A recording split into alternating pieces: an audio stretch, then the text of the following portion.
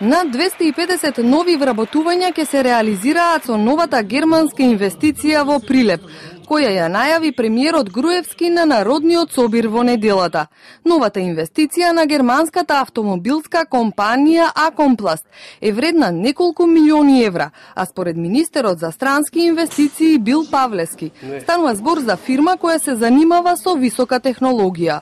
Се работи за позната компанија во автомобилскиот сектор, Акомпласт, групацијата Акомпласт, која е лоцирана во Германија.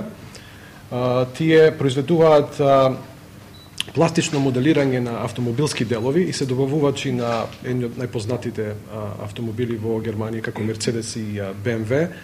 Имаат фабрики и погони во повеќе земји, во Германија, во Англија, во Чешка и сега токму така одлучија да инвестираат во Република Македонија.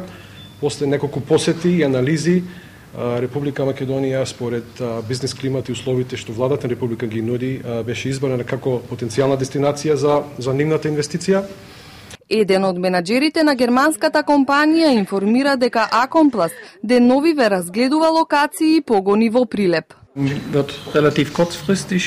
Веќе ја формиравме новата фирма овде, Injection Molding Прилеп, и сега бараме соодветен погон за нашите машини и опремата. За брзо време ќе избереме високостручен кадар од техничките науки кој ќе го пратиме на обука во Германија 2 до 4 недели. Ќе донесеме машини за лиена пластика и вакуумско нанесување и ќе го искористиме стручниот потенцијал на Прилеп, што е една од причините зошто инвестираме овде. Многу ни помага и поддршката од општината. Според најавите на германската компанија, производството ќе почне за најдоцна една година, а по испитувањето на пазарот, оваа браунфилд инвестиција може да прерасне и во гринфилд.